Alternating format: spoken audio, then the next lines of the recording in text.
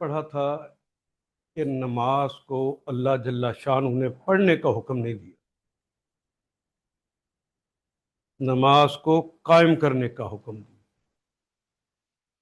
فرد کو بھی کہا ہے اقیم الصلاۃ، نماز کو قائم کرو۔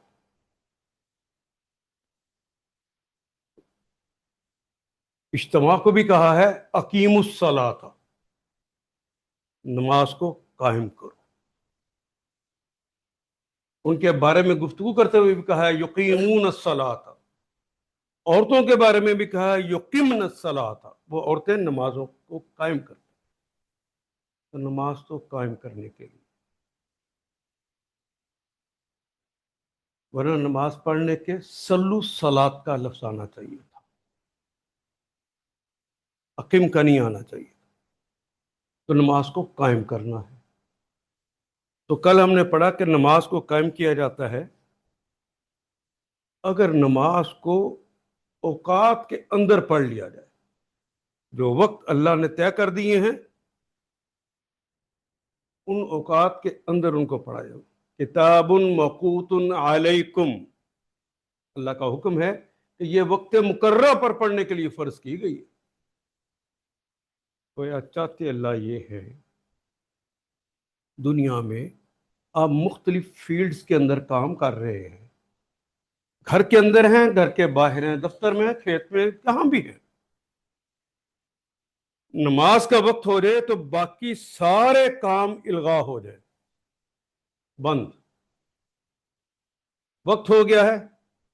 اور اس کی سہولت کے لیے کہا کہ تمہاری سہولت یہ ہے کہ آپس میں طے کر لو کہ ہماری مسجد میں اتنے بجے نماز ہوگی، پہلا اور آخری وقت بتا دیا، اس کے درمیان آپ پڑھ لیں، لیکن طے کر کے مشاورت کے ساتھ، وہ امرہم شورا بینہم، ان کے سارے معاملات مشاورت سے ہوتے ہیں، تو اپنی مشاورت کر لیجیے اور اپنی ضرورت کے تحت ان دونوں اوقات کے درمیان اپنا وقت طے کریں کہ ہم نے کتنے بجے نماز پڑھی، کیونکہ منادی آواز ہی دیتا ہے حی علی الصلاۃ، نماز کی طرف آؤ، اور حی علی الفلاح، کامیابی ادھر ہے، وہ جو آپ کر رہے ہو وہ کامیابی نہیں ہے، یہ یاد دلا رہے، میں تھوڑا کو پہلے یہ کر لوں، نہیں۔ ویسے تو مومن کی تعریف یہ کی گئی ہے کہ اس کا دل مسجد میں اٹکا رہتا ہے، تو کم از کم اس لیول پہ تو جب اذان آ جائے تو پھر کوئی کام نہیں۔ جو اداروں کے سربراہ ہیں ان کا بھی فرض ہے کہ نماز کا جو ٹائم طے کر دیا گیا ہے اس کے اوپر پھر کسی سے کوئی کام نہیں لیا جائے سوائے حفاظت کی۔ حفاظت کے لیے جو لوگ مقرر ہوں گے وہ اپنی حفاظت کا کام کرتے رہیں گے، اجر پورا پائیں گے، وہ بعد میں نماز پڑھ لیں تو جماعت کا ہی اجر ان کو مل جائے۔ دوسری بات ہم نے پڑھی تھی، نماز کو اس کے مقام پر پڑھنا، مرد ہے تو صرف مسجد میں، گھر میں نہیں پڑھ سکتا، الا کہ معذور ہو جائے، مسجد جا ہی نہیں سکتا تو گھر پڑھ لے۔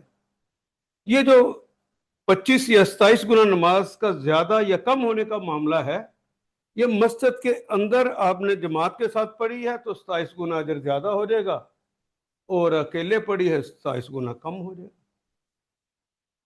لیکن جو گھر میں پڑھتے ہیں ان کے لیے تو میں نے کل رسول اللہ کا جو غصہ تھا وہ بتایا کہ میرا جی چاہتا ہے کہ آج میں نماز پڑھانے کے لیے یہاں کسی اور کو کھڑا کر دوں اور ان کے گھروں میں جاؤں جو گھروں میں نمازیں پڑھتے ہیں۔ پھر جملہ کہا کہ اگر گھر میں بچوں، بوڑھوں، معذوروں کے جل جانے کا ڈر نہ ہو تو میں گھر کے ان کو جا کے جلا دیتا۔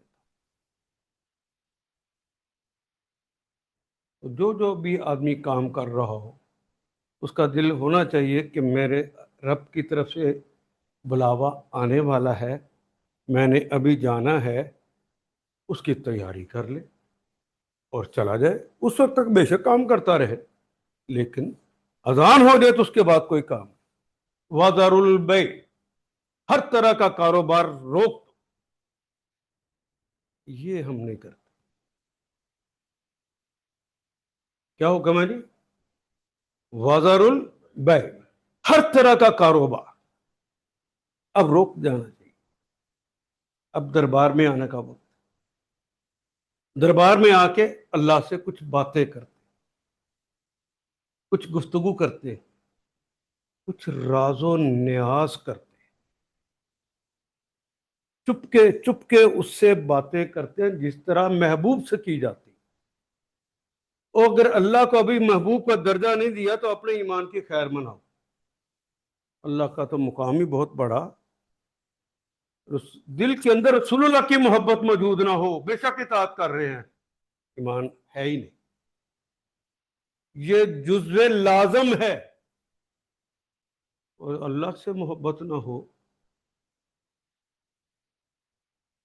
پھر ٹکروں کی ضرورت نہیں ہے. اس کو پیار کے ساتھ ہی راز و نیاز ہوتے ہیں، پیار کے ساتھ ہی عہد و پیمان ہوتے ہیں. اگر وہ نہیں کیے تو ان وعدوں پر، ان میثاقوں پر، یہ جو راز و نیاز کیے ہیں، اگلی نماز تک اس پر قائم رہنے کا نام ہے نماز کا قائم رہنا. اس نماز کو پڑھنے سے بھی پہلا حکم دیا کہ میرے حضور، میرے دربار میں آنے کے لیے لازم ہے کہ تمہارا جسم پاک ہونا چاہیے. کیا ہونا چاہیے؟ پاک. تمہارا جسم ہی پاک نہ ہو، تمہارا لباس بھی پاک ہونا چاہیے. تمہارا لباس ہی پاک نہ ہو بلکہ جس جگہ نماز پڑھنی ہے وہ جگہ بھی پاک ہونی چاہیے. ادھر آ جائیں. دو سیٹیں.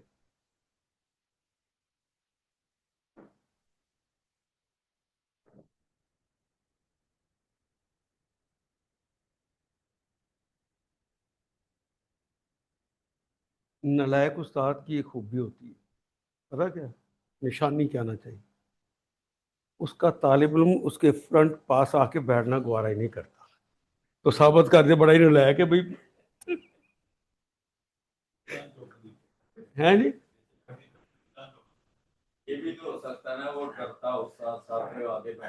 تو اسی واسطے نالائق استاد بھی نہیں. نو، جب تک استاد نالائق نہیں ہے ناممکن ہے کہ طالب علم سے اپنے باپ سے بھی زیادہ محبت نہ کرے. یہ ناممکن ہے. باپ صرف آسمان سے نیچے لاتا ہے، یہ زمین سے اٹھا کر آسمان پہنچاتا ہے. اس سے محبت کے بغیر یہ زینے طے ہو ہی نہیں سکتے. کیوں نہیں ہو جاتے؟ ناممکن. تو ہم نے الصلاۃ مراج المومنین کے اندر کل پڑھا کہ مومن کی معراج کیا ہے، کہ وہ اپنے کاموں کو چھوڑ کر ڈائریکٹ دربار الہی میں پہنچ جاتا ہے. جس طرح محمد رسول اللہ دنیا کو چھوڑ کر اوپر جا کر رب سے ملاقات کر کے آئے تھے، تو وہ جو معراج ہوئی تھی یہ عروج نصیب ہوتا کہ دربار الہی نصیب ہوتا. تو یہ ذہن میں نہیں ہے تو آپ کو وہ نماز کی نہ لذت نصیب ہوتی ہے، وہ جس کو رسول اللہ نے کہا ہے کہ اس نے حلاوت الایمان، ایمان کا مزہ اس نے چکھا ہی نہیں ہے. یہ نماز کے اندر جو محبت پائی جاتی ہے اگر وہ نہیں ہے تو نماز پھیکی ہے. رٹے ہوئے جملے نہیں چاہیے، محبت کے ساتھ راز و نیاز کرنا ہے.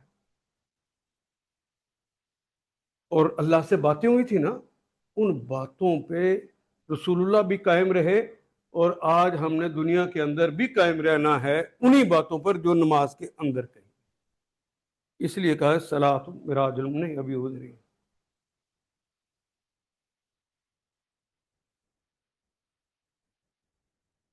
پہلی بات، نماز میں داخل ہونے کے لیے لازم ہے کہ آپ کا جسم پاک ہونا چاہیے.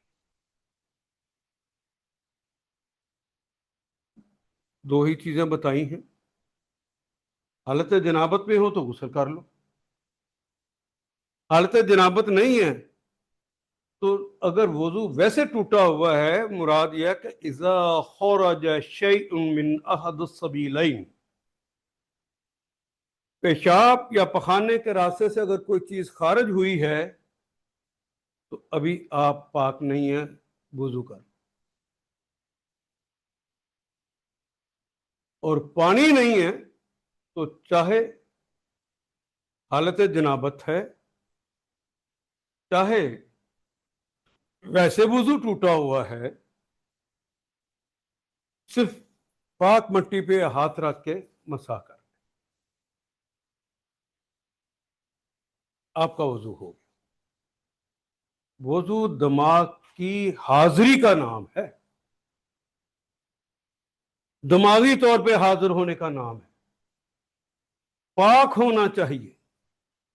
تو اس کے اندر پہلی بات جو بتائی گئی وہ ہے وضو کرنا ہے.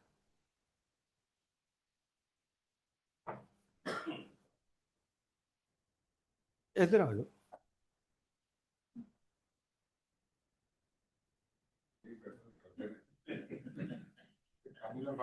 میں بلانا ہوا، میرے کو کوئی آندہ ہی نہیں. یہ پیار ہے نا. حضور میں تو تمہیں انج بھی نہیں کرن دینا کہ آ کے کھلو جانا سی.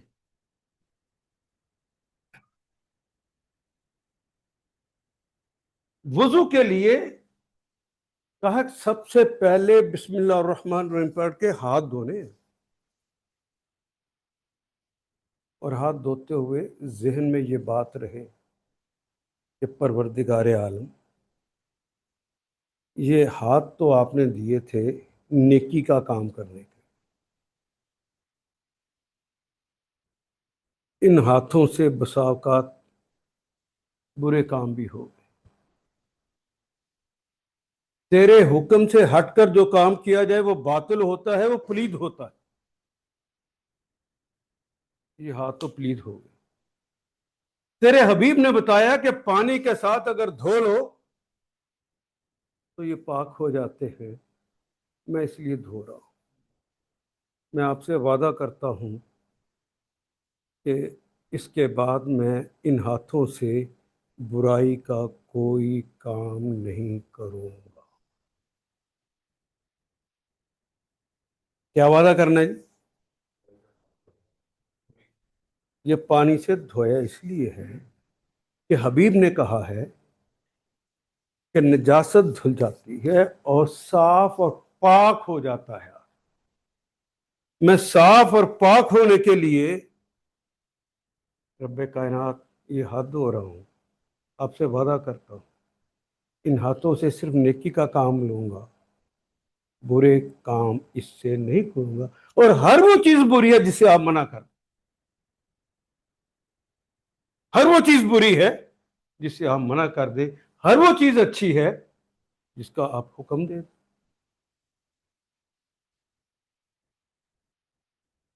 ہاتھ دھونے کے بعد پھر کیا کرتے ہیں؟ کلی کرتے ہیں. کلی کیوں کرتے ہیں؟ منہ تو ہوتا ہی پاک ہے. اے اللہ، وہ جو آپ نے فرمایا تھا کہ غیبتیں نہیں کرنی، چغلیاں نہیں کرنی، کسی کا مذاق نہیں اڑانا، جھوٹ نہیں بولنا، سازش نہیں کرنی، آپ نے تو حکم دیا تھا اس زبان سے اپنوں ہی کی غیبتیں کرتا رہا. پہلے لوگ سمجھاتے تھے عورتوں کی کہ عورتیں بہت غیبتیں کرتی. میں نے جب پڑھانا شروع کیا تھا اس وقت میری داڑھی نہیں تھی، پھر کالی داڑھی آئی، پھر سفید داڑھی آئی. اس سارے کا تجربہ یہ ہے کہ عورتوں کی نسبت مرد حضرات زیادہ غیبتیں کرتے. دفتر میں ہوں گے تو اپنے باس کے خلاف کرتے رہیں گے، غلط کہہ رہا ہوں جی؟ گھر میں ہوں گے، دوستوں میں بیٹھے ہوں گے، ایک چلا گیا دوسرے کے متعلق باتیں شروع ہو جائیں، مذاق اڑانا تھا جس سے اگلے کی توہین ہوتی ہے۔ میں تو مذاق اڑاتا رہوں، میں تو ایسے جملے پاس کر دیتا تھا، اگلے کی توہین ہو میں پرواہ نہیں کرتا تھا۔ حکم عدولی ہو گئی، جھوٹ بولا اپنے چھوٹے سے نفع کی خاطر، معاف کر دے، پانی کے ساتھ میں اسے پاک کرتا ہوں، آئندہ میں یہ کام نہیں کروں۔ اس نیت کے ساتھ یہ کلی کرنی ہے۔ انسان کے حواس خمسہ، ان میں سے دو بڑے ہیں، ایک اس کی آواز کا یہ جو محسوس کر کے گفتگو کرتا ہے، دوسرا اس کا سونگنا۔ اس کو بھی کہا کہ تمہاری ساری سوچیں نیکی کے لیے ہونی چاہیے، کسی کی برائی کی بدبو کی طرف بھی نہیں تم نے جانا۔ میں تو رہتا اس معاشرے میں ہوں جہاں برائی کے بگولے اٹھتے، میں پاک کرتا ہوں، مجھے توفیق دے کہ ان ساری برائیوں کو ختم کر دو۔ میں پاک کرتا ہوں، میں چہرہ دھوتا ہوں، کیونکہ تو نے تو کہا تھا کہ غیر محرمان نظر آ جائے تو اپنی نگاہوں کو جھکا لینا۔ میرے نفس نے تو میری نگاہوں کو جھکنے ہی نہیں دیا، میں تو لذتیں لینی شروع کر دی تھی، آنکھیں پلید ہو گئی، تیرا نور تھا اس سے غلط کام میں نے لے لیا، معاف کر دے اللہ۔ یہ روح سیاہ تیرے حضور حاضر ہونے کے لیے آ رہا ہے، پاک کر دے۔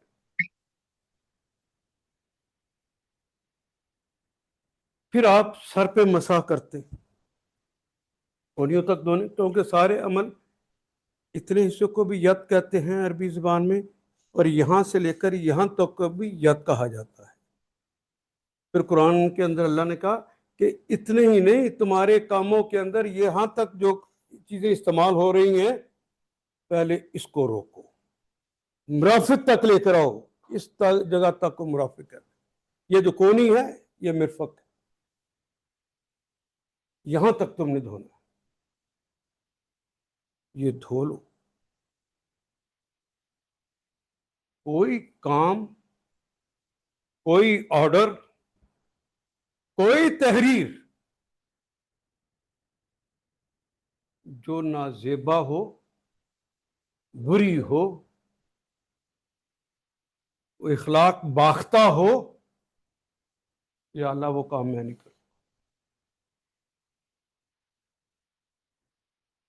میری آنکھوں کو بھی پاک کر دے، میرے چہرے کو تو صاف کر دے، پاک کر دے۔ اب میں سر کا مسح کرنے لگا ہوں۔ سر کے اوپر کیا ہوتا ہے؟ وہ تو صاف ہوتا ہے،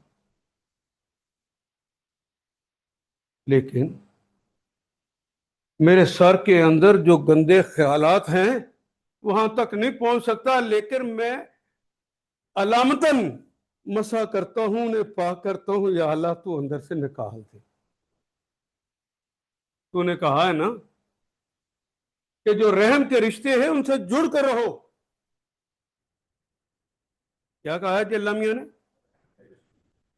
یہ چچا، یہ تایا، یہ ماموں، یہ پھپھو، یہ خالہ، یہ قریب کے رشتے دار ہیں نا، یہ دادا دادی، یہ نانا نانی، قریب کے رشتے ہیں نا، جڑ کر رہنا ہے، مل کر رہنا ہے، محبتوں سے رہنا تھا۔ شادی کیوں کی تھی؟ محبتوں کے ساتھ معاشرے کو تشکیل دینا ہے۔ تو اگر اپنے ہی چچا، اپنے ہی تایا، اپنی ہی پھپھو، اپنے ہی ماموں، اپنی ہی خالہ کہ بچوں کے ساتھ ہم عداوت پالنا شروع کر دیں، انہیں نیچے گرانا شروع کر دیں. اللہ تو نے تو کہا یہ رحم کے رشتے ہیں، قریب ترین تم نے چیز کر دی تھی، یہ رحم کے رشتے ہیں. میں نے تو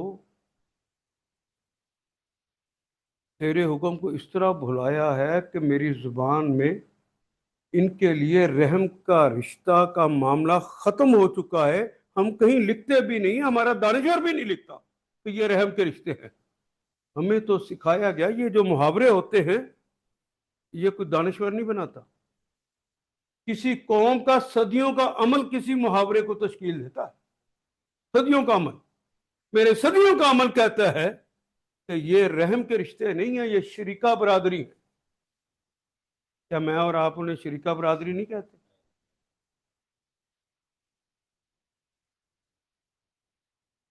اللہ نے کہا کہ جو شریکہ برادری جنہیں تم کہتے ہو یہ رحم کے رشتے، ان کے ساتھ رحم والا ہی معاملہ کرنا ہے. اور اس کے لیے باقاعدہ جملہ یہ کہا جو تم سے ٹوٹتے ہیں ان سے جڑو. اس چچا نے، چچا کے بیٹوں نے، تایا نے، تایا کے بیٹوں نے، تائی نے، پھپھو نے، خالہ نے ایسا کام کر دیا جس سے بہت تکلیف ہوئی ہے. رشتہ ٹوٹ جانا چاہیے، تعلقات روک دینے چاہیے. نہیں، اللہ تو نے تو کہا ہے کہ جو تم سے ٹوٹتے ہیں ان سے جڑنا ہے، جو تم سے ٹوٹتے ہیں ان سے. لیکن یہ ذہن تو ان کو ماننے کو تیار نہیں. میں مسا کرتا ہوں تو اپنی طاقت سے ٹھیک کر دے. کہ اللہ اپنی طاقت سے ٹھیک کر دے. میری تو اتنی ہی قوت تھی کہ میں تیرے حضور دربار میں آنے سے پہلے اس ذہن کو پاک کر کے آؤں. کسی کے خلاف کوئی دل میں عداوت، کوئی دشمنی، کوئی نفرت، یا اللہ سب پاک کر دے، سب پاک کر دے. یہ مسا کر لے. پھر آخر پہ کیا کرتے ہیں؟ پاؤں دھوتے ہیں. نیکی کی طرف بھی یہ پاؤں جاتے ہیں، برائی کی طرف بھی یہی پاؤں لے کر جاتے ہیں. رب کائنات تو نے تو نیکی کی طرف جانے کے لیے بنائے تھے نا. تو نے مجھے اختیار دیا تو میں نے اپنے اختیار سے اسے برائی کے لیے استعمال کیا. معاف کر دے، پلید ہو گئے ہیں، دھوتا ہوں، تیرے حبیب کا نسخہ استعمال کرتا ہوں، میں دھو رہا ہوں، اسے پاک کر دے. دربار میں جانے سے پہلے بسم اللہ سے شروع کر کے آپ نے رب سے تعلق کے ساتھ یہ وضو کیا. اور ایک دفعہ نہیں، دن میں 5 دفعہ تو کم از کم کیا. قائم رہا تو وہ اللہ کی عنایت کے رہے پاک، لیکن عموماً 5 دفعہ کیا اور اس سوچ کے ساتھ کیا. تو کریکٹر بلڈنگ کے لیے یہ وضو بہت کافی نہیں تھا؟ ذرا سوچئے، ابھی جو میں نے صرف وضو کیا ہے، اگر وضو بھی اس طرح سوچ کر پاکی اختیار کر لے تو یہ معاشرہ جو آج ہے ایسے ہی رہے گا کہ بدل جائے گا. اسی کا نام انقلاب ہے. لوگ، یہ قرآن حکیم کتاب انقلاب، اس سے پوچھو اور اپنی زندگیوں کو تبدیل کرو. یہ جو مولوی صاحب نے بتا دیا نا کہ اس سے بڑا ثواب ہوگا، رب کو ناراض کر کے کہاں سے ثواب لے لو گے؟ اس کی مخالفتیں کر کے کہاں سے ثواب لے لو گے؟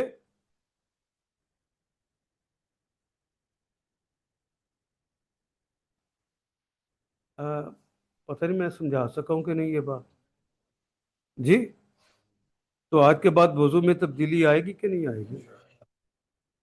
یہ وضو کی تبدیلی آپ کی پوری زندگی کے اندر تبدیلی پیدا کر. پھر آپ کا دھلا چہرہ، پھر آپ کے دھلے بازو، آپ کے یہ قیامت کے روز چمکیں گے. میرے حبیب نے بتایا ہے جس طرح چاند چمکتا ہے اس طرح چمک رہے ہو. اور اس نیت کے بغیر اگر کروڑوں گیلن پانی بھی اوپر ڈال لو گے تو پاکی نصیب نہیں ہوتی۔ تم نے رسموں کا سمجھ لیا ہے کہ یہ رسم کر لیں گے، پانی سے ہاتھ دھو لیں گے، ناک منہ میں پانی ڈال لیں گے، منہ دھو لیں گے، پاؤں دھو لیں گے تو ہمارا وضو ہو جائے گا۔ یہ کریکٹر بلڈنگ کا پورا ایک نصاب ہے جو اللہ نے دے دیا۔ دیکھو دربار کس کے جانا ہے؟ کسی بندے نے وزیر اعظم اور صدر سے ملنا ہو نا تو 50 دفعہ دیکھتا ہے، یہ کپڑے نہیں، یہ ٹھیک ہے، یہ نہیں، یہ ٹھیک ہے، نہیں یہ نہیں،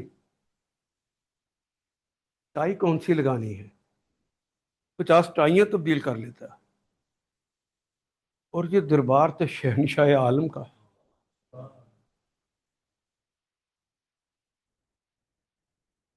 خذوا زینتکم عند کل مسجد، ہر مسجد میں یعنی ہر نماز کے لیے جب آؤ تو پوری زینت کے ساتھ آنا۔ یہ زینت کر کے آنے سے، اہتمام کر کے آنے سے مراد یہ ہے آپ کی ذہنیت کے اندر ایک انقلاب برپا ہو۔ یہ عام جگہ نہیں ہے، یہ کسی سیکرٹری کا روم نہیں ہے، یہ گورنر اور وزیر اعظم کے کمرے میں نہیں جا رہا، رب کائنات کے گھر جا رہا، اس کے دربار میں کھڑے ہونے لگا ہوں۔ معراج مجھے نصیب ہونے لگی ہے، رسول اللہ نے کہا تھا۔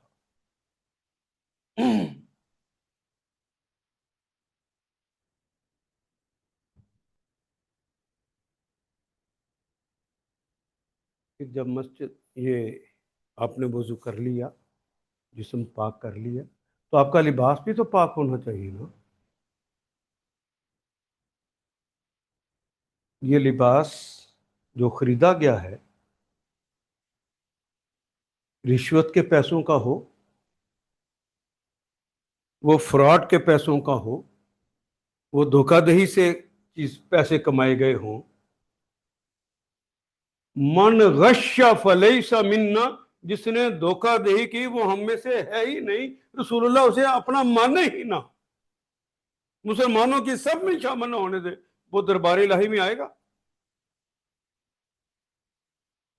ممکن ہے کہ تمہارا لباس عمدہ تو بڑا ہو، اجلا بھی بہت ہو، وہ ممکن ہے کہ پلیدی کی کوئی چیز بھی اس کے اوپر نہ پڑی ہو، یہ ممکن ہے، لیکن جن پیسوں سے خریدا گیا تھا وہ حلال نہیں تھے۔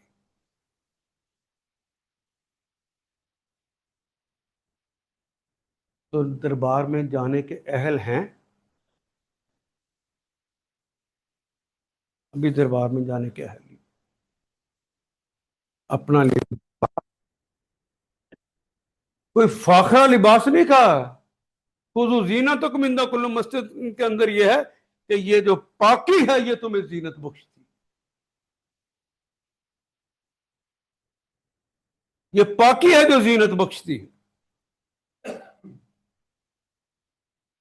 اپنے آپ کو پاک کر لو، اپنے لباس کو پاک کر لو۔ خدا لگتی کہیے اگر اپنے لباس کو ہم پاک کریں تو یہ بے ایمانی، یہ کک بیکس، یہ چوری ڈکیتی، یہ جو معاشرہ جس میں آپ رہ رہے ہیں، وزیر اعظم سے لے کر وہ چھابڑی والے تک جتنی چھری مار سکتا ہے مار رہا ہے یا اگر نہیں مار رہا، تو یہ معاشرہ ایسا رہے گا اگر وضو کرنا شروع کر دیں۔ اپنے دربار میں نماز پڑھنے کے لیے جانا ہے، رب کے دربار میں، اس کے لیے زینت کے ساتھ آنا ہے، گندا لباس پہن کے۔ اور مسلمان کی نفاست کتنی رکھی کہ تمہارا لباس بہت عمدہ ہو، تمہارے لباس کے اندر کوئی سلوٹ تک بھی نہ ہو، وہاں پہ تم نے خوشبو بھی لگائی ہو، تو پلیتی کا کوئی قطرہ بھی گر گیا، اب دربار میں جانے کے اہل رہ گئے؟ پہلے پاک کرو۔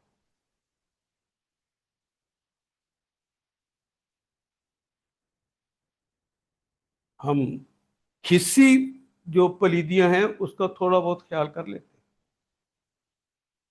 جو مانوی پلیدیاں ہیں وہ تمہارے دماغوں میں بھری ہوئی۔ اس لیے قرآن کی بات سن کر بھی ہم عمل نہیں کرتے۔ کیونکہ یہ نصاب تو یہاں وضو کے اندر رکھا تھا، یہ وضو ہی اس سے ہٹ کر کیا۔ تیسری بات، وہ جو جگہ ہے جہاں نماز پڑھنی ہے وہ پاک ہونی چاہیے۔ آپ نے، میں مثال دیتا ہوں، اپنا گھر بنایا، بہت خوبصورت ٹائلز لگائیں، بہت ہی عمدہ بنا لیا، لیکن غلطی بے شک والد صاحب کی تھی، انہوں نے بہنوں کو حق نہیں دیا، تمہیں دے دیا سارا۔ اللہ نے کیا کہا تھا؟ بہنوں کا اس میں حق ہے یا نہیں ہے؟ تو باقی قبر کو بھی خراب نہ کرو، پہلے اس گھر میں نماز پڑھنی ہے تو پہلے بہنوں کا حق دے کر یہاں نماز پڑھنا، اس گھر کے اندر بھی نماز نہیں پڑھ سکتے۔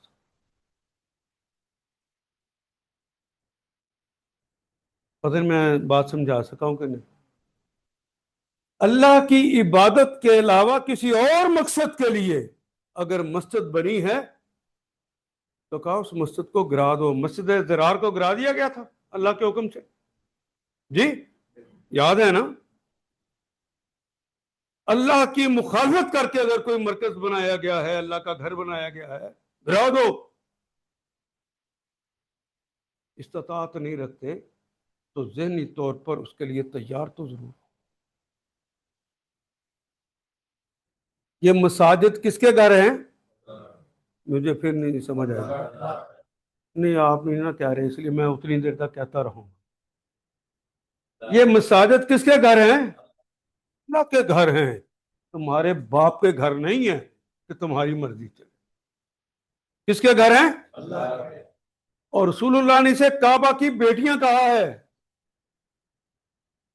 پوری دنیا میں جو مساجد ہیں یہ کعبہ کی بیٹیاں ہیں۔ یہ کعبہ کی بیٹیاں جو بنی ہیں، یہ اللہ کے جو گھر بنے ہیں وہ خالصتاً اللہ کے لیے بنے ہیں کہ اللہ کی مخالفت کرنے کے لیے بنے ہیں؟ اللہ نے تو کہا وَاعْتَصِمُوا بِحَبْلِ اللَّهِ جَمِيعًا وَلَا تَفَرَّقُوا۔ اعتصموا، اعتصامہ کہتے ہیں کسی بچے کو کوئی مارنے لگے نا تو بچہ بھاگ کے جا کے ماں کی ٹانگوں سے چمٹ جاتا ہے کہ میری ماں، میں اس کی پناہ میں آ گیا ہوں، اب میری ماں مجھے بچا لے گی۔ یہی ہوتا ہے نا؟ کسی کے شر سے، یعنی شیطان کے شر سے بچنے کے لیے بھاگ کے جا کے چمٹ جاؤ بحبل اللہ، اللہ کی رسی سے۔ کس سے چمٹنا ہے؟ نہیں مجھے آواز آئی۔ اللہ کی رسی سے چمٹ جاؤ، جس طرح ماں کی ٹانگوں سے چمٹ جاتا ہے بچہ کہ مجھے اس کے شر سے بچا لے جو مجھے مارنے کے لیے۔ انسان کا تو ازلی دشمن شیطان دو طرح کے ہوتے ہیں، شیاطین الجن، قرآن کہتا ہے وشیاطین الانس، انسانوں میں سے بھی شیطان ہوتے ہیں، جنوں میں سے بھی ہوتے ہیں۔ یہ انسانوں میں سے شیطان یا جنوں میں سے شیطان، اس سے بچنے کے لیے رب کائنات نے کہا کہ چمٹ بحبل اللہ، اللہ کی رسی۔ اب اللہ کی رسی کا مطلب رسول اللہ نے ہم پہ نہیں چھوڑا کہ تم جو مرضی مطلب نکال۔ سرکار دو عالم صلی اللہ علیہ وسلم نے باقاعدہ کھول کے بتا دیا کہ تم میں دو ہی چیزیں چھوڑ کے جا رہا ہوں، کتاب اللہ و سنتی۔ کیا ہے جی؟ کتاب اور سنت، بس تیسری چیز کا نام ہی نہیں لیا۔ اس سے چمٹ جاؤ، کتاب اللہ اور سنت مطہرہ سے چمٹ جاؤ بحبل اللہ جمیعا، اکٹھے ہو، جمیعا اکٹھے ہو۔ وَاعْتَصِمُوا بِحَبْلِ اللَّهِ جَمِيعًا وَلَا تَفَرَّقُوا، وہ اور لا نہیں، تفرقوا یہ بھی اردو کا کلمہ ہے، اور فرقہ فرقہ نہ ہونا، یہ تو قرآن میں اللہ نے کہا۔ اب آپ ڈھونڈنا بھی چاہیں مسلمانوں کی مساجد جو کعبہ کی بیٹی ہے، کہاں ہے؟ آپ کو نہیں ملے۔ یہ بریلیوں کی مسجد ہے، یہ دیوبندیوں کی مسجد ہے، یہ اہل حدیثوں کی مسجد ہے، یہ شیعوں کی مسجد ہے۔ ان ظالموں نے شہنشاہ تتار کے حملے کے بعد مسجدوں کے اوپر بھی خانہ کعبہ کی بیٹیوں کو بھی اغوا کر لیا اور ان کی پیشانیوں پر اپنے اپنے نام کندہ کر دیے۔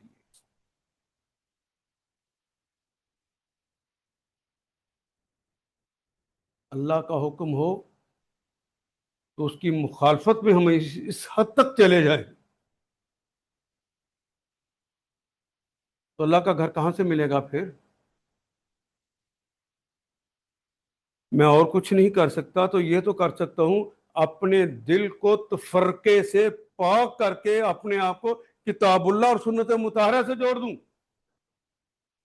کوئی بڑے سے بڑا عالم کہے کہ میں کہتا ہوں، تو میرے اندر اتنی جرت تو ہونی چاہیے نا کہ میں سے کہوں ہم آپ کو مولانا کہتے ہیں، مولانا کہتے ہیں میرے آقا، اپنے آپ کو آپ کا غلام کہتے ہیں، آپ کو مولانا کہتے ہیں ہمارے آقا، مولوی کہتے ہیں میرے آقا۔ اس لیے کہتے ہیں کہ آپ نے کتاب اللہ اور سنت مطہرہ کا علم حاصل کیا ہے، ہمیں بتایا کرو کہ اللہ کیا کہتے ہیں، اس کے رسول کیا کہتے ہیں، یہ نہ بتاؤ کہ میں کہتا ہوں یا ہماری پارٹی یہ کہتی۔ میں کوئی بات سمجھا سکا ہے؟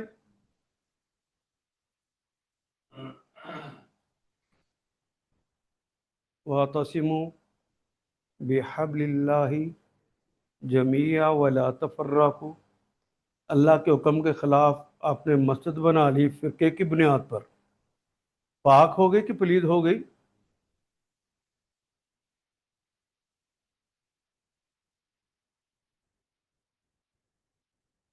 آپ سے شعائیں نکلیں،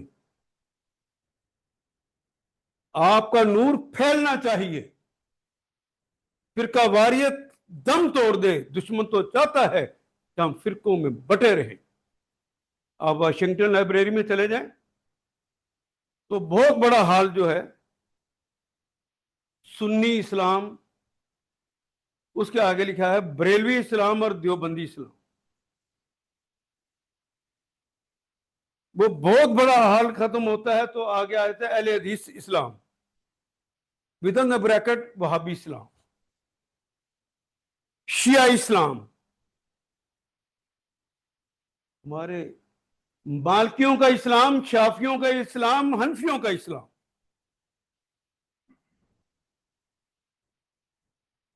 اسی طرح جو حنابلہ ہیں ان کے اندر جو فرقے ہیں، پھر جو شیعوں کے فرقے ہیں، جو سنیوں کے پھر فرقے ہیں، الگ الگ الگ کر کے انہوں نے کیٹیگوریکلی ان کی کتابیں رکھی۔ دشمن تو چاہتا ہے کہ یہ حال اور بڑا ہو جائے، اور اس کے لیے مواد ہم دے رہے ہیں۔ وہ اپنے پاس سے لکھ کر وہاں نہیں رکھتے، ہمارے ہی علماء کی کتابیں انہوں نے وہاں رکھی۔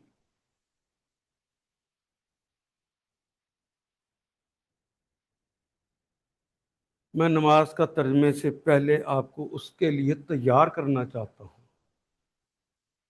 کہ جس کے دربار میں جانا ہے آپ کے ذہن تو پاک ہونے چاہیے، اپنی استطاعت کے مطابق عمل بھی ہونا چاہیے۔ جہاں فرقے کی بات ہو آپ اس میں حصہ نہیں لیں کہ ہم تو مسلمان ہیں۔ آپ بتائیں کوئی صحابی بریلوی تھا، کوئی صحابی دیوبندی تھا، کوئی صحابی شیعہ تھا؟ تم کہاں سے بن گئے؟ وہ جو کلمہ استعمال ہوا تھا شیعان علی، وہ اس سے مراد ہے علی کا گروہ، وہ شیعہ مسلک کی بات نہیں تھی۔ شیعان علی سے مراد حضرت معاویہ کے مقابلے پر حضرت علی کرم اللہ وجہہ کا گروہ، نہ کہ اس سے مراد فقہی اور عقائد کی بنیاد پر کوئی تقسیم تھی، وہ سارے محمد رسول اللہ سے پڑے ہوئے لوگ. پتہ نہیں میں بات سمجھا سکا ہوں کہ نہیں. یہ تین چیزیں، پہلی جسم، لباس، اور وہ جگہ وہ پاک ہونی چاہیے.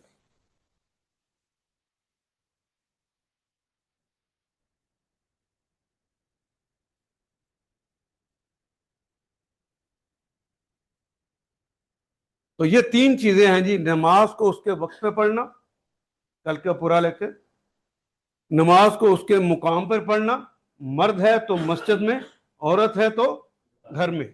گھر میں صحن کی نسبت برآمدہ اور برآمدے کی نسبت کمرہ. یہ زیادہ افضل ہے، ممنوع نہیں ہے. مسجد میں جانا ممنوع نہیں ہے، افضل اور غیر افضل کی بات کہی ہے رسول اللہ.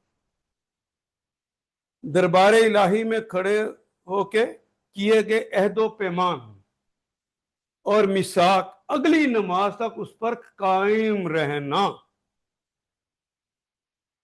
اگر مجھے ترجمہ ہی نہیں آتا ہوگا تو میں قائم رہ سکتا ہوں؟ مجھے اسلام کے ان احکام کی فلسفی ہی کا نہ پتا ہو تو میں اپنے ذہن کو پاک کر سکتا ہوں؟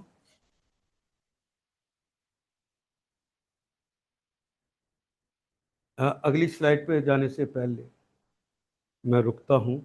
ابھی جتنا پڑھا ہے اس کے بارے میں اپنے لیے فیصلہ کر لیجئے کہ آپ نے آئندہ کیا کرنا ہے. اس کے دربار میں جانا ہے تو کس طرح کی حاضری رب کو منظور. یہ ذرا دیکھ لیجیے. ویسے بھی آپ جا تو سکتے نہیں، بارش ہو رہی ہے. نہیں وہ بارش زور ہو رہی ہے.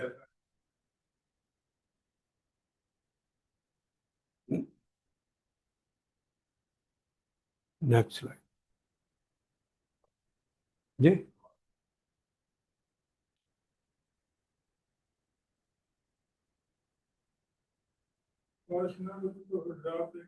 جی ڈراپ پہ نہیں دیا گا، کلاس لمبی کر دیا گا.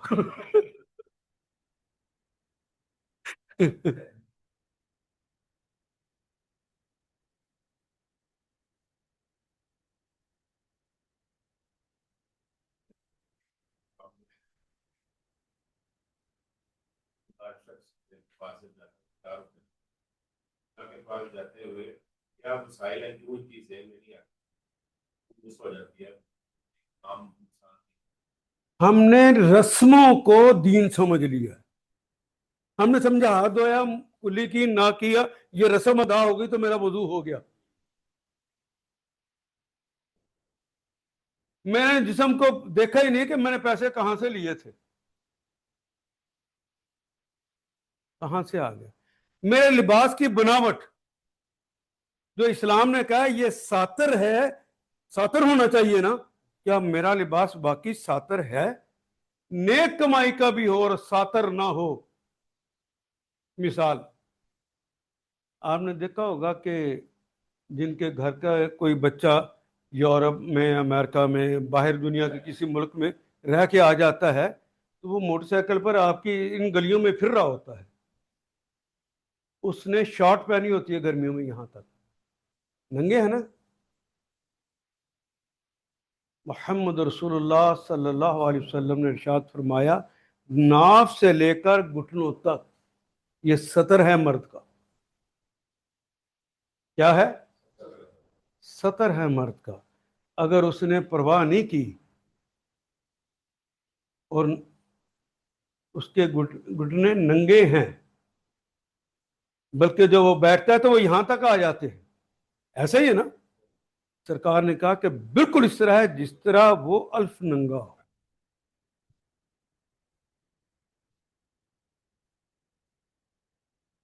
الف ننگا.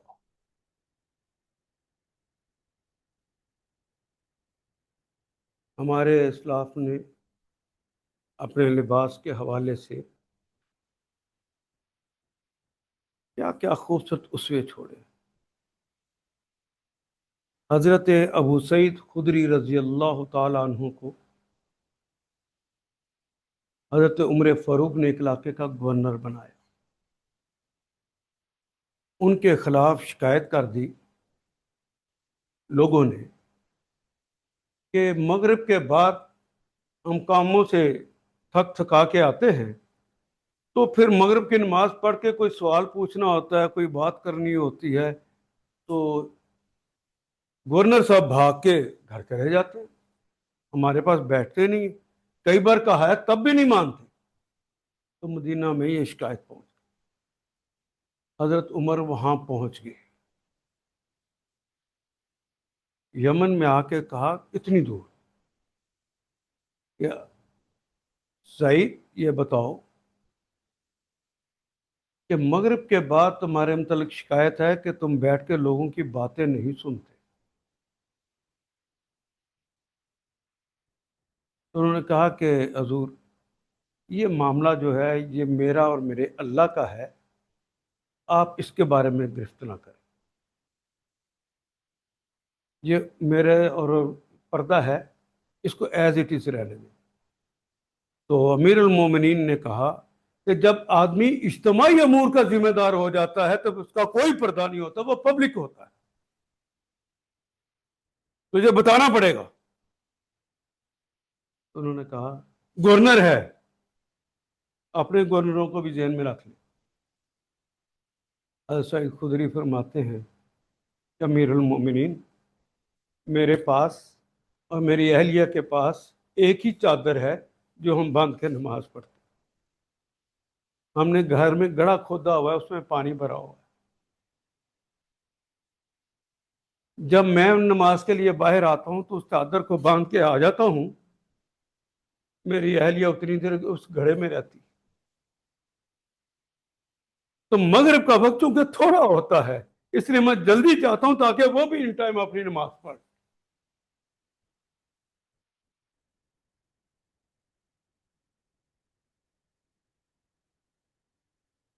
پھر میں بات سمجھا سکوں کہ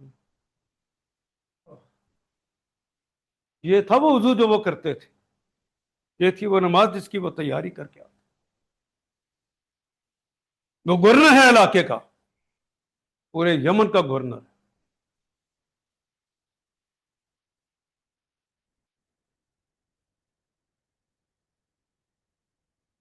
جی،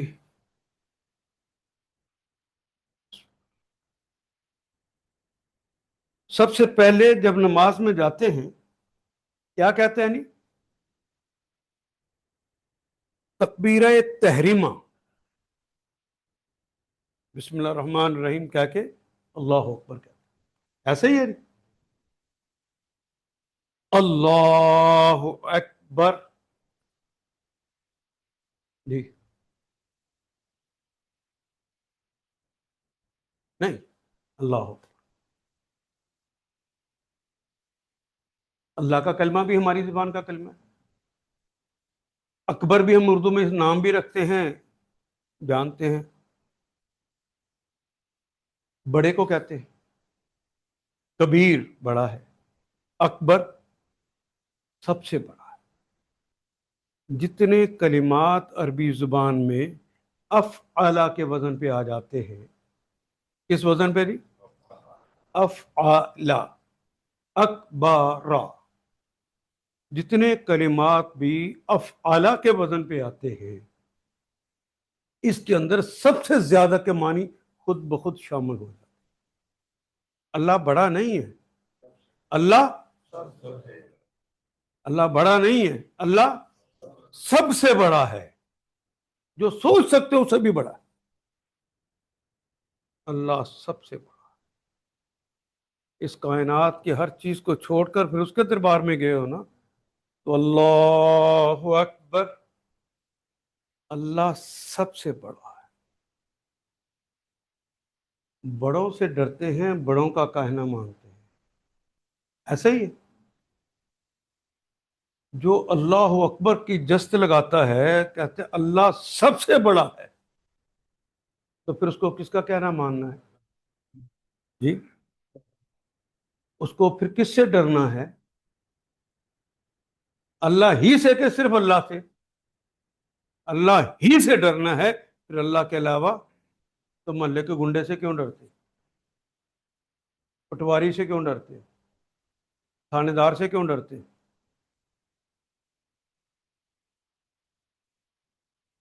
اللہ اکبر رسمن کہا ہے۔ مومن تو بہادر، دلیر اور شجاع ہوتا ہے۔ کوئی طاقتور کسی کی پشت پر ہو تو بندہ چوڑا ہو کے نہیں چلتا۔ وزیر اعظم میرا چاچا ہے تو بندہ چوڑا ہو کے چلتا، وہ میری پشت پر ہے۔ اور جس کو پتا ہو کہ میری پشت پر اللہ اکبر، سب سے بڑا جو ہے وہ میری پشت پر ہے اللہ، تو اسے کسی سے ڈرنا ہے؟ تو کیوں ڈرتے ہیں؟ اس کا مطلب رسمن کا ہے اللہ۔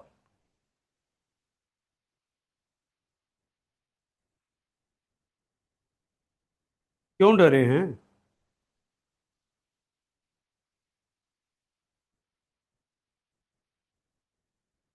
یہ جو میں وقفہ دے رہا ہوں آپ کو سوچنے کا موقع دے، سوال کیجیے،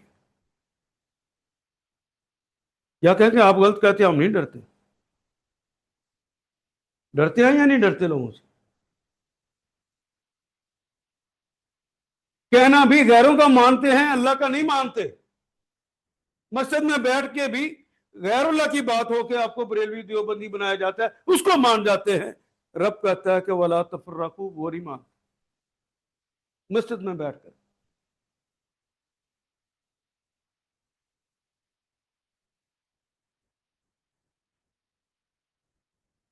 سب سے بڑا اگر آرڈر کر رہا ہے تو اس کا کہنا ماننا ہے کہ غیر کا؟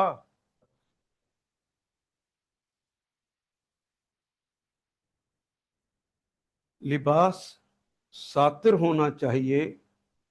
آپ کی تربیت میں محمد رسول اللہ کی امت جو آئی ہے، جو بچے ہیں آپ کے، رسول اللہ کی امت ہے جو آپ کے پاس تربیت کے لیے بھیجے۔ وَأَنفُسَكُمْ وَأَهْلِيكُمْ نارا، اپنے آپ کو اور اہل خانہ کو جہنم کی آگ سے بچاؤ۔ یہ آخرت کے اندر اس کے اوپر سوال ہوگا، بچا لو ہمیں۔ تو بچانے کے لیے تربیت ضروری ہے۔ میرا بچہ اگر شارٹ اتنی پہن کے باہر آ جائے اپنی ہی بہن کے سامنے، اپنی ماں کے سامنے، اور رسول اللہ کے الف ننگا ہے، تو غیرت اگر ہے اندر تو آپ اسے روکیں گے یا نہیں روکیں گے؟ مجھے نہیں آواز آئی تو نہیں نہ روکتے، یہی تو میں کہہ رہا ہوں۔ میرے گلی محلے میں وہ پھر رہا ہوتا ہے، کوئی نہیں روکتا۔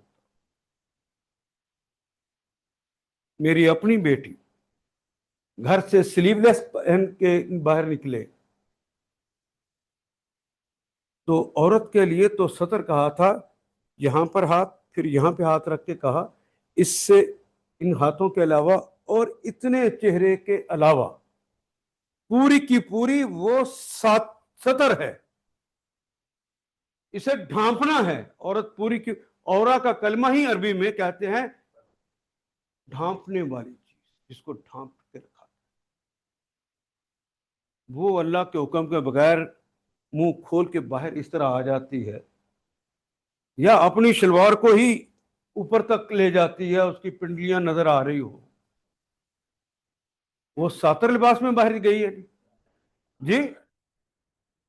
کس نے روکنا ہے؟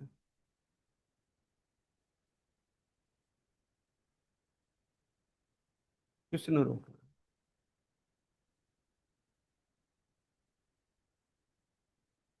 سوچی سوچی سوچی۔ جو بیٹا زیادہ کما کے لاتا ہے وہ زیادہ پیارا لگتا ہے نا، جو کم کماتا ہے بچپن سے بدھو سی مسیتڑ جا، نہ کم نہ کار، کتنے گیا سا؟ نماز پڑھن گیا سا۔ یہ میری اور آپ کی زبان،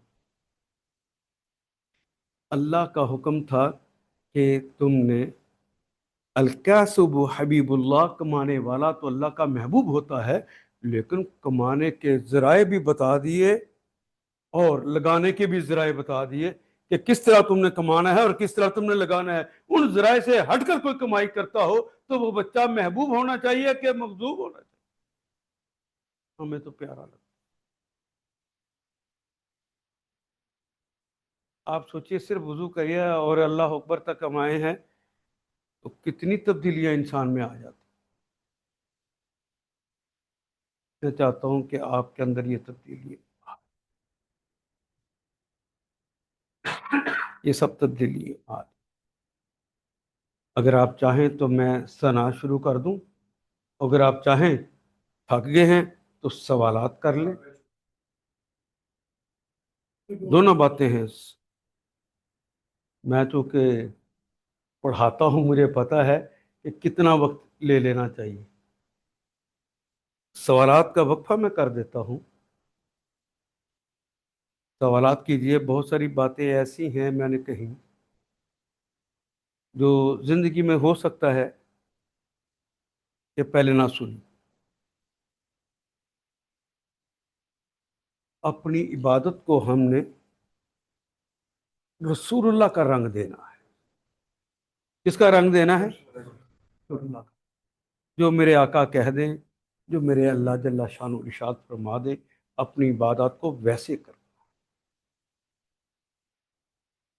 کوئی سوال ہو تو بتائیے. جی جی، ورنہ ثنا شروع کرتے ہیں.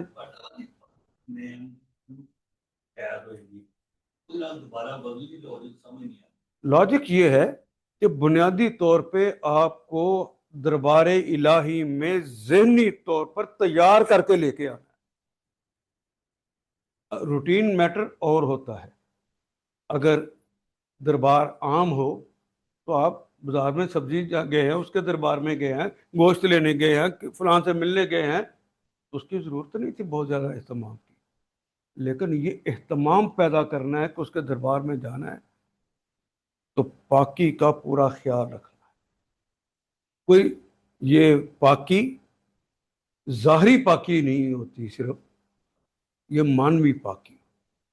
اس لیے پیشاب خانہ کیا ہوا ہے، نجابت بھی ہے، تو کہا کہ غسل کرنا ہے نجابت ہے تو اس کا طریقہ بھی بتایا ہے. لیکن نہیں ہے تو کوئی بات نہیں، مسا کرو تو پاک ہو گئے. ذہنی طور پہ تیار ہو کے مسجد جانا. میرے دربار مسجد ہے دربار الہی. دربار الہی میں آنا ہے تو ذہنی تیاری کے ساتھ آؤ، رسمن نہ آؤ.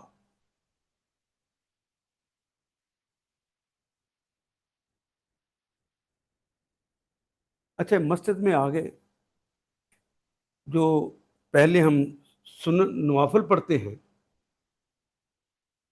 فجر سے پہلے کی 2 رکھتے ہیں، زور سے پہلے کی 4 رکھتے ہیں، عصر سے پہلے کی 4 رکھتے ہیں، اسی طرح عشاء سے پہلے کی 4 رکھتے ہیں. کہاں پڑھنی چاہیے؟ وہ گھر میں پڑھنی. گھر میں پڑھیں، اپنے بچوں کے سامنے پڑھیں. اللہ اس کے برکات جو ہے بچوں کے اندر منتقل کرتا ہے. جب آپ کا بچہ آپ کو دیکھتا ہے تو 2 باتیں فطرت میں اللہ دے کر بھیجتا ہے. آپ نے جائے نماز بچھایا، ماں نے بچھایا، باپ نے، بھائی نے، بہن نے گھر میں بچھایا ہے تو وہ آپ سے آگے آ کے کھڑا ہو جاتا ہے. 3.5 سال سے پہلے وہ آگے آ کے کھڑا ہو جاتا ہے. 2 کام کرتا ہے، قیام کرتا ہے اور ڈائریکٹ سجدہ کرتا ہے. آپ نے تربیت کر کے اسے رکوع بھی سکھانا ہے اور تشہد بھی سکھانا. 2 کام تو وہ لے کر آیا ہو. اس کا قیام کو بھی ہم ختم کر دیتے ہیں اپنی غلط تربیت کی وجہ سے. پھر وہ قیام بھی نہیں کرتا، پھر وہ سجدہ بھی نہیں کرتا. کیا سب کچھ کہنے لگے تھے؟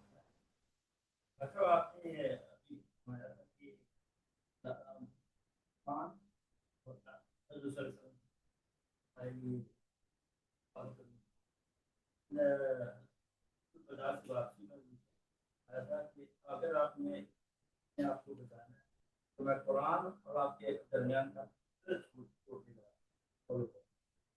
تھوڑا سا نبی اکرم صلی اللہ علیہ وسلم نے جب حجۃ الوداع کے موقع پہ اپنی آخری گفتگو کر دی اور کہہ دیا کہ اس کے بعد شاید میری آپ سے ملاقات نہ ہو، تو جو آخری باتیں سمجھانی تھیں وہ حجۃ الوداع کے موقع پہ آپ نے ایک ایک کر کے ساری باتیں وہ سمجھا دی۔ اس میں تو یہی کہا تو میں دو ہی چیزیں چھوڑے جا رہا ہوں، ایک کا نام کتاب اللہ ہے، دوسری کا نام سنت مطہرہ۔ یہاں پر 1,40,000 صحابہ تشریف لائے ہوئے تھے۔ کتنے؟ بعض روایات میں 24 آتا ہے اور بعض روایات میں 40 آتا ہے۔ وہ 1,24,000 ہوں یا 1,40,000، گویا پورے کا پورا عرب وہاں پہ آیا ہوا۔ حضور نے کہا تھا جو آ سکے وہ ضرور پہنچ جائے، شاید میری اس کے بعد ملاقات نہ ہو، اس لیے سارے لوگ آئے۔ ان سارے لوگوں کو یہ بات سمجھا دی۔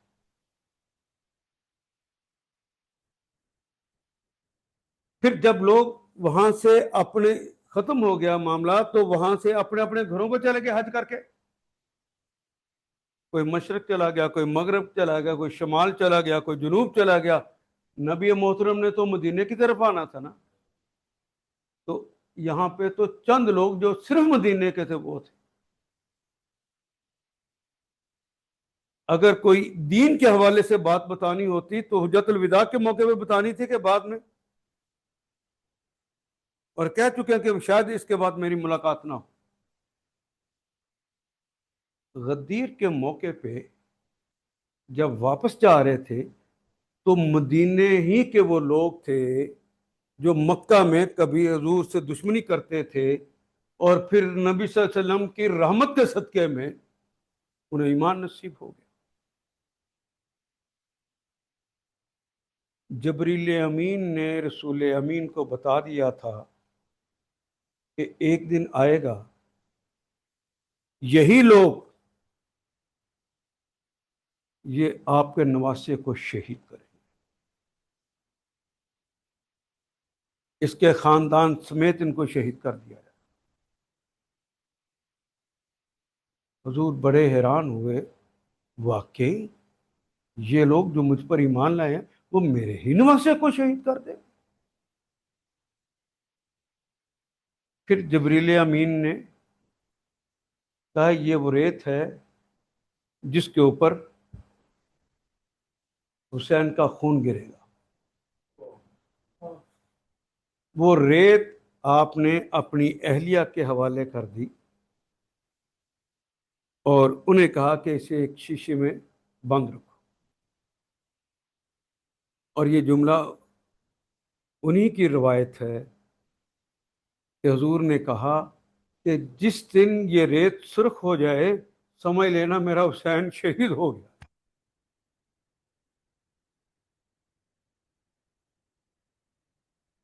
وہ جو قاتل تھے وہ حضور صلی اللہ علیہ وسلم جب وہاں پہنچے ہیں غدیر کے موقع پر، وہ وہاں سب موجود تھے۔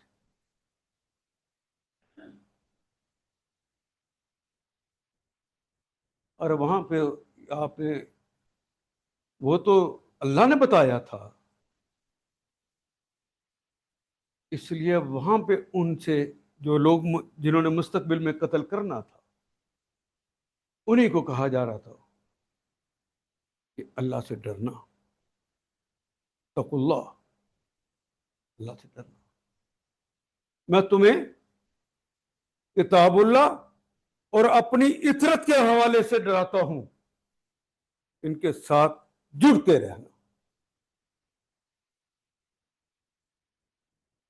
میں کوئی بات سمجھا سکا؟ یہ خاص انہی کے لیے تھا جو اس وقت بنی امیہ کے لوگ ساتھ چل رہے،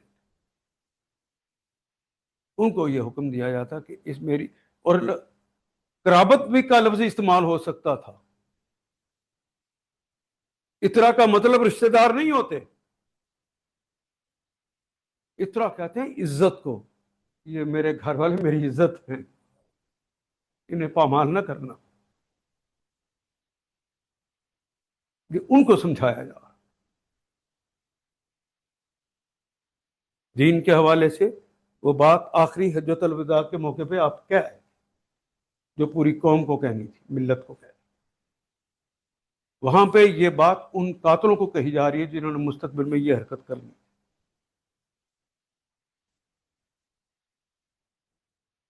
کوئی اور سوال؟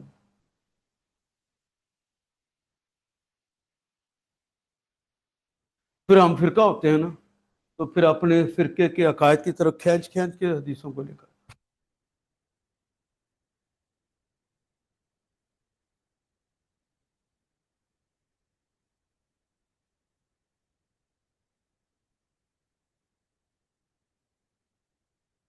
ادھر سے دیکھیں، اگر تو بند ہوئی ہے تو ٹھیک، دعا کرتے ہیں. ہیں؟ یہ اٹھے ہیں تو ساتھ ہی زیادہ ہو گئی.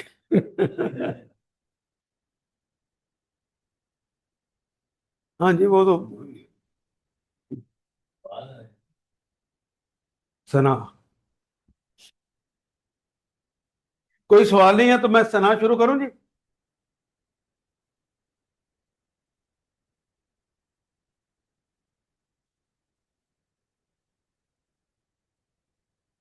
نماز جسے ہم اردو میں کہتے ہیں، عربی میں اسے صلات کہتے ہیں. صلات کا اصل مطلب ہوتا ہے دعا. گویا نماز کے اندر ہم دعا کے لیے جاتے ہیں. یہ ایک دعا ہے جو ہم نے اللہ کے حضور جا کے کرنی ہے. اس سے پہلے کی تیاری آپ کے سامنے. تو جب جا کے کرنی ہے تو اس کا طریقہ سمجھایا جا رہا ہے کہ جو تم نے مانگنا ہے نا، پہلے یہ تو اعتراف کر لو کہ تم کون ہو اور جس سے مانگ رہے ہو وہ کون ہے. میں کوئی بات سمجھا سکا کہ نہیں؟ اگر دماغ میں یہ بات نہ ہو کہ وہ شہنشاہ کیا ہے،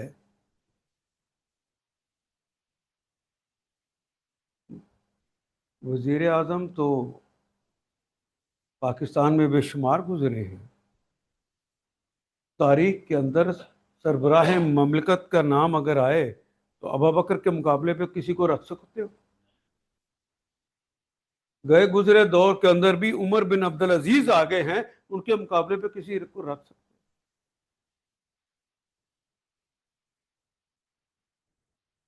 اب یہ شہنشاہ معظم کے حضور جانا ہے دعاؤں کے لیے، تو دعاؤں سے پہلے کا جو طریقہ ہے وہ یہاں سے آغاز کر. جی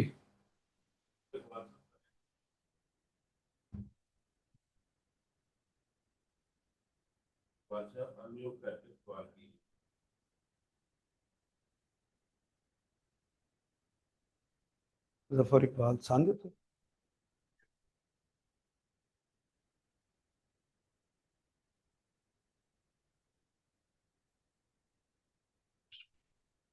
لے آئیں گے. ثنا کہتے ہی تعریف کو. سب سے پہلے کیا پڑھتے ہیں جی؟ پڑھیے. سبحانک اللہم وبحمدک وتبارک اسمک وتعالی جدک ولا الہ.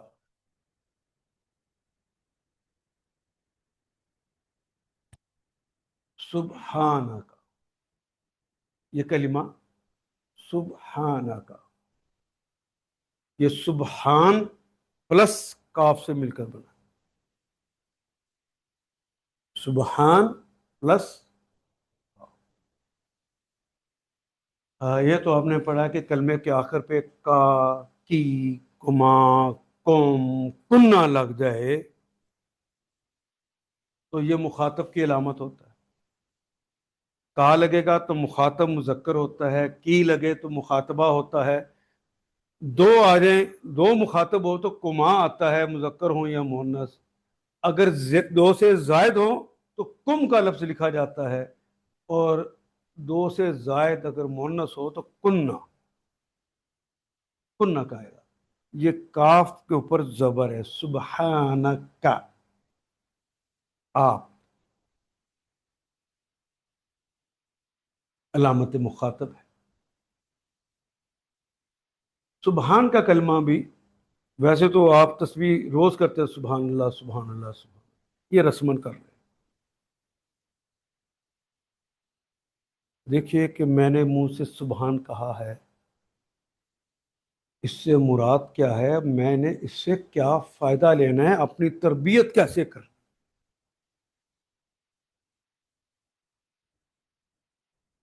لائیں۔ سب اصل کلمہ ہے سبحا، اس نے تسبیح بیان کی، سبحا اس نے پاکی بیان کی۔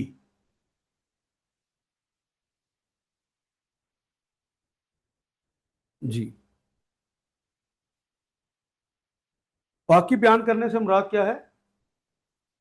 پاک یعنی ہر عیب اور نقص سے خالی اور مبرہ۔ اللہ کے اندر کوئی عیب ہو سکتا ہے؟ کیوں بیٹا؟ وہ آپ کا نہ سر ہلا تھا نہ منہ ہلا تھا۔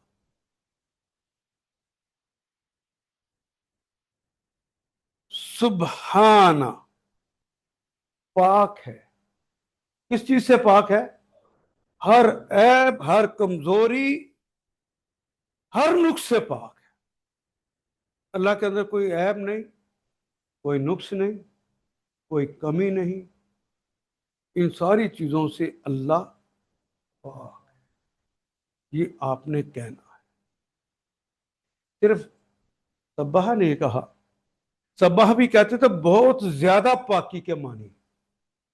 درمیان والے کلمے پر اگر شد آ جائے، جس طرح سبحہ کے اندر درمیان والے کلمے، اس کے اندر بہت زیادہ کے معنی خود بخود آ جاتے ہیں۔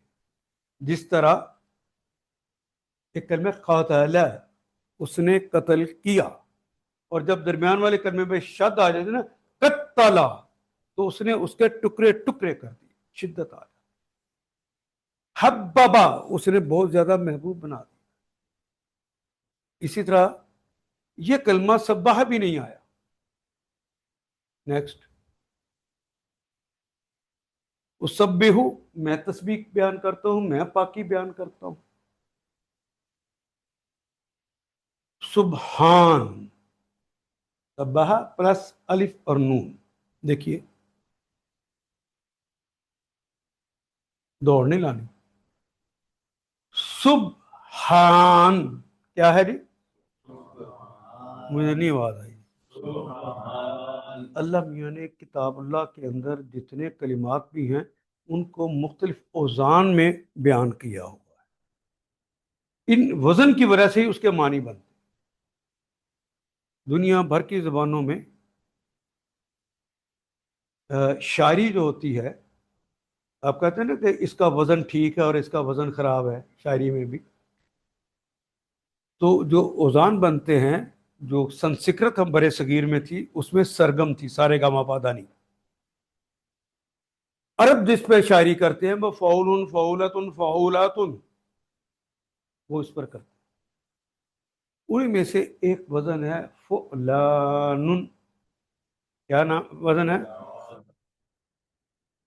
اردو میں، پنجابی میں جو کلمات ہم استعمال کرتے ہیں، ان کو اگر ہم اکٹھے مل کر معنی اس کے نکالنا چاہیں گے تو آپ دیکھیں گے کہ آپ قرآن حکیم کے اندر اتر کے اس کے معنی نکال رہے ہیں۔ یہ پریکٹس کرنا ہے۔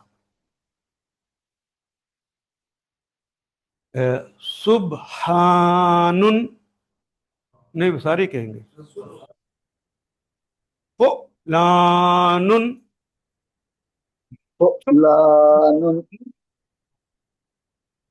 فلان، آپ دیکھیں فلان پیش ہے تو یہاں فے کے اوپر بھی پیش ہے، بے کے اوپر جزم ہے تو ادھر عین کے اوپر بھی جزم ہے، ہا لام ہا کے اوپر زبر ہے تو اگر لام کے اوپر بھی زبر ہے، الف ادھر بھی خالی ہے تو الف ادھر بھی خالی ہے، ادھر نون کے اوپر بھی تنوین ہے، ادھر بھی سبحان کہیں گے تو تنوین ہے، تو ادھر بھی فولان کے اوپر بھی تنوین۔ اس سے وزن بنتا ہے.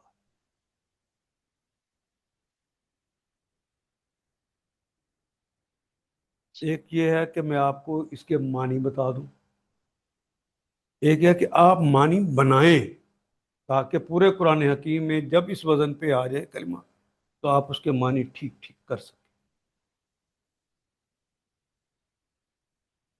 فعلان طوفان، لکھیں فے کے اوپر پیش ہے، یہاں تو کے اوپر پیش، دوسرے کے اوپر جزم ہے، ادھر بھی جزم ہے، تیسرے کے اوپر زبر ہے، ادھر بھی تیسرے کے اوپر زبر ہے، آگے الف فارغ ہے، ادھر بھی فارغ ہے، اور ادھر بھی تنوین ہے، ادھر بھی تنوین. اب آپ نے میرا ساتھ دینا. اصحاب صفہ کیا کرتے تھے؟ علم پڑھتے پڑھاتے نہیں تھے، علم بناتے تھے.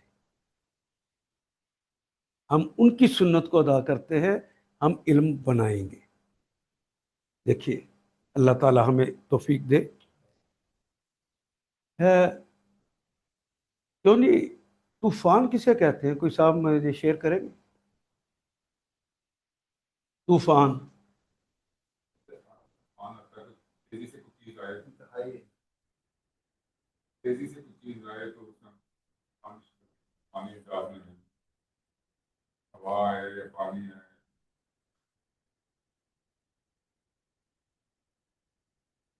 میں نے ایک صاحب سے پوچھا الحمدللہ کے کیا معنی ہے؟ کہتے وہی جو کھانا کھانے کے بعد کہتے ہیں ہم.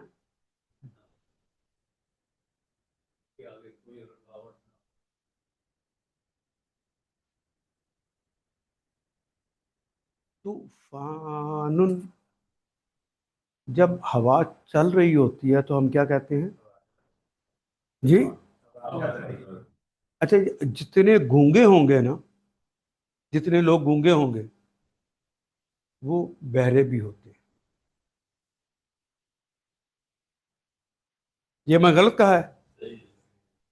جو گونگا ہوتا ہے وہ بہرا بھی ہوتا ہے. جو بہرا ہوتا ہے وہ تو میری آواز ہی نہیں سن رہا، اسے کوئی سمجھ آئے گی؟ تو اگر آپ نے نہیں بولنا، آپ گونگے ہیں تو مجھے سائنس کہتی ہے آپ بہرے ہیں، تو پھر میں بول کے اگر کہوں گا تو یہ میری بے وقوفی ہے. پھر تو مجھے اشاروں سے پڑھانا چاہیے نا. تو بتائیے اشاروں سے پڑھاؤں کہ آپ بولیں گے؟ یہ زبان بولیں گے.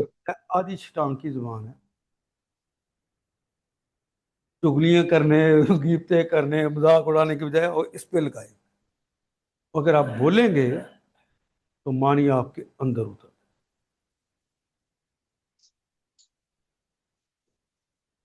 ہوا اگر تیز چل رہی ہو تو کیوں بیٹا کیا کہتے ہیں؟ نہیں ہوا تیز چل رہی ہے. ہوا بہت تیز چل رہی ہو تو پھر کیا کہتے ہیں؟ نہیں، اسے کہتے ہیں ہوا بہت تیز چل رہی. نفسیات میں ٹھیک کر رہا ہوں، ٹی وی کی زبان سے ہٹا کر قرآن کی زبان پہ لا رہا ہوں.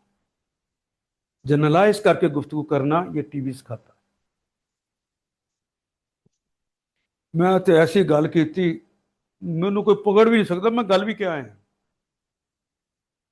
قرآن نے مجھے سمجھایا کہ قولوا قولا سدیدا، سیدھی سچی کھری بات کہو. ٹی وی مجھے کچھ اور سکھاتا ہے. ہوا بہت ہی تیز چل رہی ہو تو پھر کیا کہتے ہیں؟ نہیں، ہوا بہت ہی تیز چل رہی. اردو ادب آپ ٹھیک کریں، میں آپ کی عربی سکھا دوں گا. بہت ہی تیز چل رہی ہو تو کہتے ہیں ہوا بہت ہی تیز چل رہی.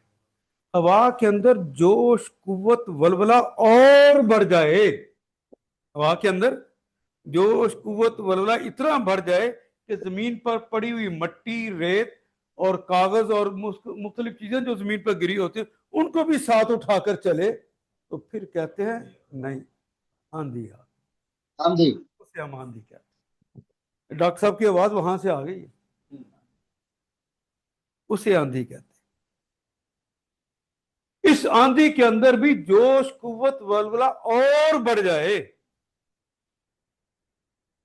اتنا زیادہ ہو جائے، اتنا زیادہ ہو جائے کہ لگے ہوئے بڑے بڑے درخت، بڑے بڑے سائن بورڈ جو رستے میں آئے ان کو وہ گرانا شروع کر دے، تو تب ہم کہتے ہیں طوفان آ رہا ہے۔ اس سے پہلے طوفان نہیں کہتے۔ میں کوئی بات سمجھا سکا کہ نہیں؟ جی جی جوش قوت اور ولولے سے آنا، رستے کی رکاوٹوں کو توڑ کر آنا، یہ طوفان ہوتا ہے۔ جوش قوت ولولے سے آنا، حدوں سے نکل کے آنا، اور رستے کی رکاوٹوں کو توڑ کے اگر ہوا آ جائے تو طوفان آ جائے۔ ایک اور کلمہ ہے طغیان،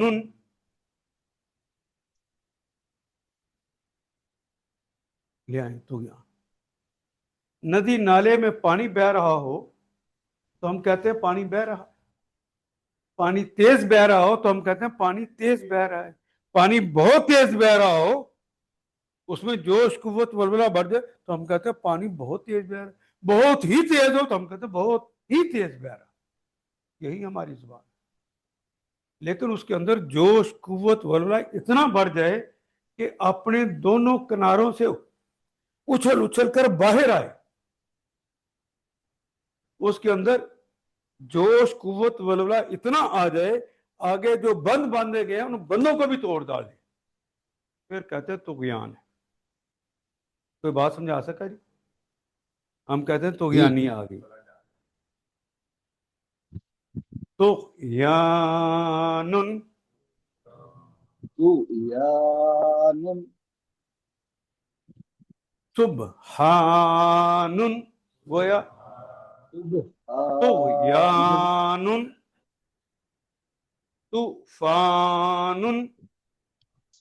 طوفان، کہ آدھا تو آپ نے سفر طے کر لیا ہے، تھوڑی سی بات اور ایک جگہ شروع میں فے کے اوپر پیش ہے، ہم زبر لگا کے بھی دیکھتے، ایک وزن اور ہے، اس کو بھی یہی پڑھ لیتے ہیں جی۔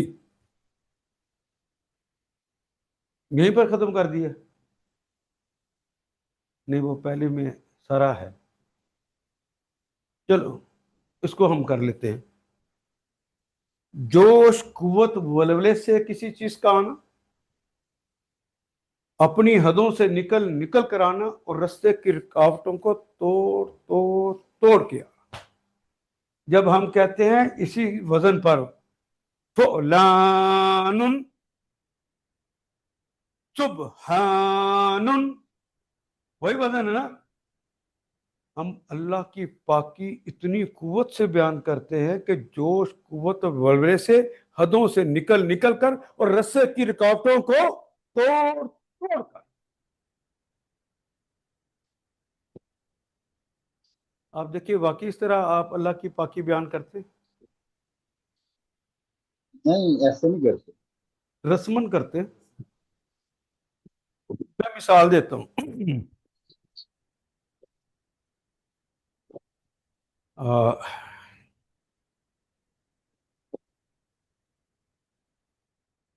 بہت بڑی ہوگی، یہ بڑی ہوگی، بھیجو بارش نہیں بھائی، تو ہم نے تو ٹائم جو ہے وہ 6:30 رکھا ہوا ہے، وہ تو اس لیے کہ اسی اتھے ہی مکمل کرنا ہے، انہوں اتھے ہی کرنا ہے، لیکن میں تمہیں جان بھی نہیں دینا۔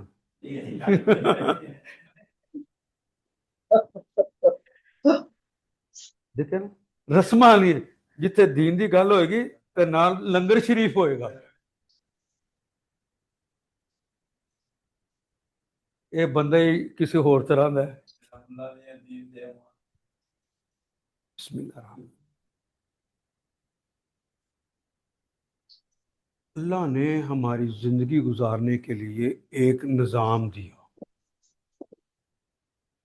یہ تمہارا سیاسی نظام ہے، یہ تمہارا اقتصادی نظام ہے، یہ تمہارا معاشرتی نظام ہے۔ تمہاری معاشرت اس نظام کے تحت چلے گی، وہ دیا ہم نے اللہ کے اس نظام کو مانا. پاکستان میں نظام کس کا چل رہا ہے؟ انیس سو ملکہ سینتالیس برطانیہ. سے لے کر اب تک کس کا نظام چل رہا ہے؟ اللہ کا نا، اس کے رسول کا نا. آپ نے اسے ریجیکٹ کیا ہوا ہے. آپ تو اللہ کے اندر پاکی بیان کر رہے ہیں، جو اس قوت البلغے سے حدوں سے نکل کر رستے کی رکاوٹوں کو توڑ توڑ کر آپ پاکی بیان کرتے. سبحانک، تیری ذات پاک ہے ہر عیب سے. آپ کہتے ہیں اللہ تیرے بلائی قانون کے اندر اگر عیب نہ ہوتا تو 47 میں اڈاپٹ نہ کر لیتے. آج تک ہم انہی لوگوں کو ووٹ دیتے ہیں جو کہ آپ کے نظام کو نہیں لاتے. ہم اس کے پشتیبان ہیں. اللہ اس کے اندر آپ کی کمی ہے. اور برملا لوگوں نے ٹی وی پہ کہا کہ ممکن ہے کہ 1400 سال پہلے ہی وہ نظام چل سکتا ہو، آج کے دور میں نہیں چل سکتا. غلط کہہ رہا ہوں جی میں؟ ویسے تو تسبیح سبحان اللہ باری کہتے ہیں. اس کی پاکی کو ماننا بھی ہے کہ نہیں؟ اس کو عیب سے خالی ماننا بھی ہے کہ نہیں؟ ہم تو کہتے ہیں کہ نہیں. ایک مثال ہو، والد صاحب نے، والدہ نے اپنی جائیداد کا حصہ ظلماً ایک بھائی کو زیادہ دے دیا، دوسرے کو کم دے دیا. ہم میں سے جو زیادہ عقل مند ہوتا ہے وہ کہتے ہیں ابا جی کوئی گل نہیں دینا تو نہ دیو، مرنا نہیں ہے. اللہ نے جا کے کی جواب دو گے؟ اللہ نے تو قانون بناتا ہے، تسی ہٹ کے سارا انہوں دیتا ہے، مینوں نہیں دیتا. عقل مند بندہ یہی سے بات کرے گا نا. اس نے تو سبحان نہیں کہا نا، کیونکہ اللہ نے تو حکم دیا تھا وَلَا تَقُلْ لَهُمَا اُفٍّ، انہیں اف تک نہیں کہنا. آپ نے انہیں ظالم اور پتہ نہیں کیا کچھ خائن کہہ دیا، اللہ کا باغی کہہ دیا.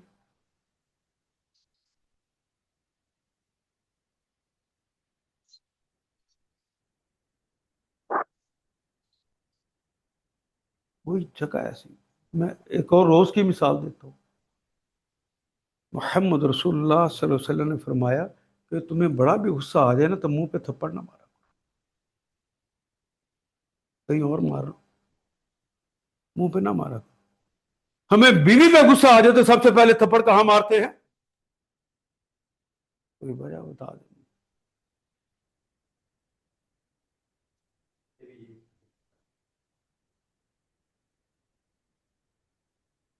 دین کو سیکھو، دین کو سیکھو. اس کے لیے کہا کہ ہاں تیرے امی تیرے ابو غلط بات کہیں، ان کا بے شک کہنا نہ مانو، لیکن احترام پورا دو، پروٹوکول پورا دو، ان کے سامنے بدتمیزی نہ کرو. میں ہر گھر کی کہانی سنا رہا ہوں آپ کو، گھر کی کہانی سنا رہا ہوں. اور تسبیح پہ تسبیح بھی مارتا جاتا ہے، سبحان اللہ سبحان اللہ سبحان اللہ. اور وہ ابا جی کو بھی خیال نہیں آیا کہ ایک کو زیادہ دے دیا دوسرے کو کم دے رہا ہوں، وہ بھی تسبیح پہ تسبیح مارتا ہے.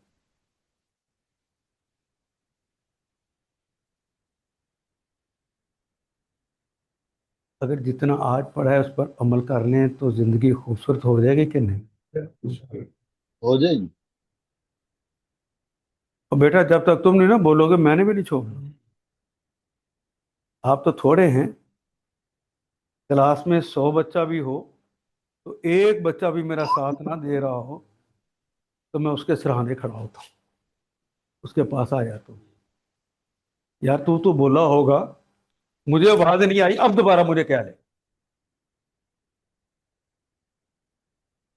جب تک آپ اس کو اپنا دین سمجھ کر نہیں سیکھیں گے، ناممکن ہے کہ آپ کے اندر آئے، کیونکہ آپ عمر کے اس حصے میں چل گئے پہلی باتوں پہ پختہ ہو چکے. چھوڑنا آسان کام نہیں ہے، مجھے پتا ہے. بدلیے بدلیے بدلیے اور نظام کو بدل. اللهم صل على ٹھیک ہے. محمد وعلى آل محمد كما صليت على إبراهيم وعلى آل إبراهيم إنك حميد مجيد. اللهم بارك على محمد وعلى آل محمد كما باركت على إبراهيم وعلى آل إبراهيم إنك حميد مجيد. اے اللہ قرآن کو ہمارے دل کی بہار بنا، دل کا سرور بنا، آنکھوں کا آمین. نور بنا، غموں کا مداوا آمین. بنا، دکھوں کا علاج آمین. بنا دے. یا اللہ قرآن حکیم کو ہمارا ساتھی بنا دے، لمحات کا آمین. سوچ کا ساتھی، آمین.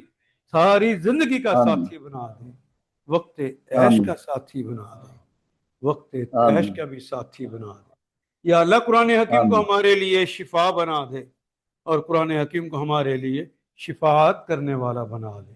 وصلی اللہ تعالی علی خیر خلقہ محمد وعلی آلہ واصحابہ اجمعین برحمتک یا ارحم الراحمین.